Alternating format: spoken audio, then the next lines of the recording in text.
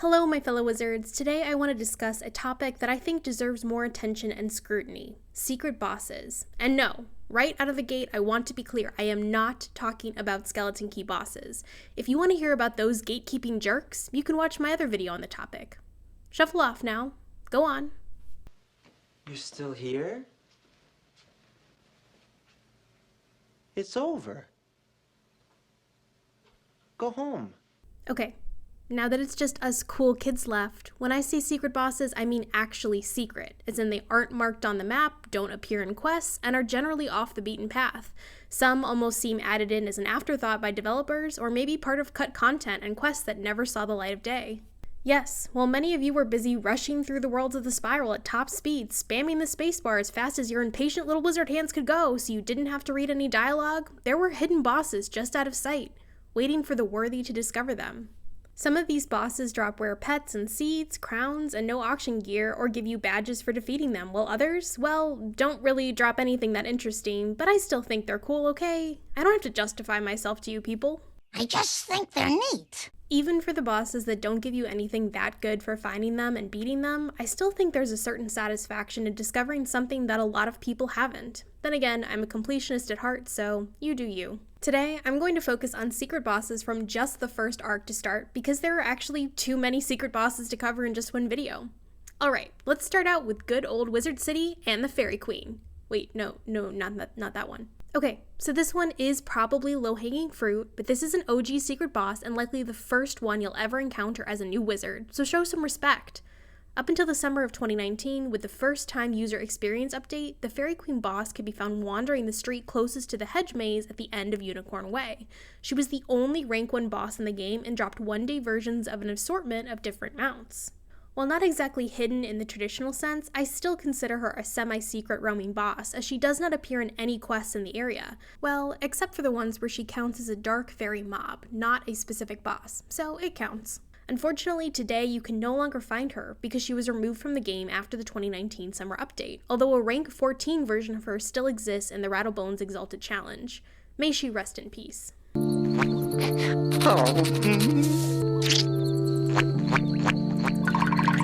Here lie Squidward's hopes and dreams. Alright, up next we're moving on to Marleybone and the 3 different bosses hidden there, cause for some reason KingZell skipped poor Krokotopia. Let's first take a look at Smogger, a rank 7 boss tucked away at the end of the Katzenstein's lab dungeon. After completing the dungeon and beating Dr. Katzenstein, instead of leaving, you want to take the stairs outside to the left and get the prompt to collect 4 planks of wood to create a bridge across the gap. There are wooden planks scattered around the end of the dungeon that you can grab and then return to the gap. Once you make the bridge with the wooden planks, you can then progress into a pavilion where you'll find Smogger. If you decide to fight him, be aware that he has double the health of Dr. Katzenstein at 3,200 health, but he can drop Crown's gear, school insignia gear, a pet pixie queen, and you will earn the badge Smogger Smasher for your efforts. Next, let's talk about Spike the Crusher, located partway through the Big Ben dungeon, who some of you may have stumbled across purely by accident. He is considered an optional hidden boss in the dungeon that can be accessed by spilling 3 different milk bottles as you progress through the dungeon to fight Meowiarty. Much like Smogger, Spike is a good deal stronger than even the main boss of the dungeon at 2,800 health to Meowiarty's 2,000, so fight him with caution. If you can beat this milk-obsessed cat, you'll earn the Crusher badge and have a chance at getting crowns or school insignia gear and the Mythghoul and White Rat Magician pets.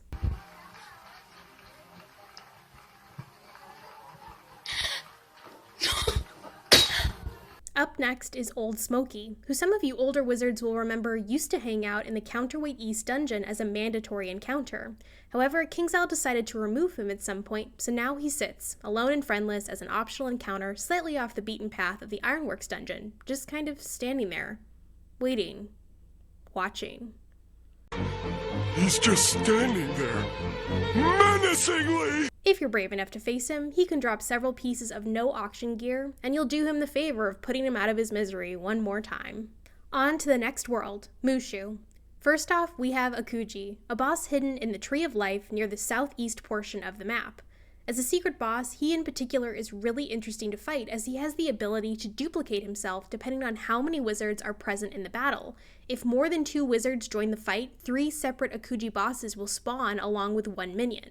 It's not totally clear if this cloning effect was an intended feature for this boss or a glitch or error of some kind on the developer's part, but it certainly spices up the regular formula for boss fights. If you do decide to fight a Kuji, he drops some pretty standard gear along with the green ghost and red banshee pets, and a second chance chest appears if you want another shot at certain drops. There's actually a second secret boss in the Tree of Life, this time located in the southwesternmost pagoda, Yokai. You can easily spot the correct location by finding Yokai's sprite icon right next to the correct pagoda. Yokai is a great boss to farm for several school insignia gear pieces, crowns gear, unique housing items such as Yokai's bonsai, and the Minotaur pet. He also grants you the Sword Saint badge upon defeat and has a second chance chest available upon defeat for wizards who didn't get their preferred drop the first time around. Come on! So sit back, here's their story. Last for Mooshu is Yakido, located partway through the Crimson Fields dungeon in the giant battlefield area. In order to summon him, you must raise 4 different flags on the battlefield before completing the dungeon quest Passing Stones. He will then appear on the lower part of the battlefield once you get the quest Battle of Evermore. Essentially, to make sure he appears, raise the 4 flags as soon as you reach the battlefield for the first time, because progressing too far into the dungeon may cause you to miss his encounter entirely. Make sure you come prepared, as this boss has a whopping 4,000 health, much higher than the average boss in Mooshu. However, he is a great source for farming pieces of school insignia gear, crowns gear, and the death ninja and diseased wildclaw pets if you manage to defeat him. Last for the first arc are the secret bosses in Dragonspyre, starting with 2 bosses in the Plaza of Conquests. Keruvian Scargiver and the Gurtok Demon boss can both be summoned in the area with 4 stone statues by activating the Minotaur and Elephant statue crystals respectively. You should be familiar with this area since several quests have you activating the 2 other crystals as you progress through Dragonspyre. Keruvian Scargiver is a myth boss with 7,200 health that drops fairly standard gear and the crown's item Ring of the Rose, while the Gurtok Demon, a balance boss, has a massive 8,000 health that can drop the Crown's Ring Band of Aid, and rarely the Crown's pet Ianthine Spectre, if you choose to fight them. Next, let's talk about a somewhat hidden boss in the final dungeon of Dragonspyre in the Dragon's Maw, Tumok Gravelbeard. He can be found wandering the lava walkways as you progress to activate a crystal that will unlock the door to Malastare near the end of the dungeon. However, you do not have to beat him to progress, and he is not mentioned in any quests, so I still consider him a semi-secret boss. If you decide to take him on, he drops Grandmaster level hats and boots, the Blade of the Berserker Crown's Athame, and the Earthwalker, Red Gobbler, and Skeletal Warrior pets. And, in a very cool new twist, he also now drops the brand new level 50 Malastare gear from the new update, so it looks like he's finally getting some love after all. Finally, let's talk about the fascinating case of our last secret boss for this video, the Vault Protector located in the Grand Chasm in the Knowledge Keeper's Vault. This vault is located on the most northeastern platform on the map, and is mysterious in that the sigils in front of the dungeon entrance are not activated. This would indicate that it is not accessible or that you need a certain quest to be able to enter. However, this is not the case. If you stand on the unlit sigil, you can actually enter the dungeon, and after fighting your way through 3 levels of minions, you can face the Vault Protector himself. What's more bizarre is that after all this effort, the Vault Protector doesn't drop anything that interesting or even a badge, which makes me wonder if he's cut content from some kind of unfinished questline. That, or I like to imagine he's some incredibly strange crossover reference to Fallout. Let me guess.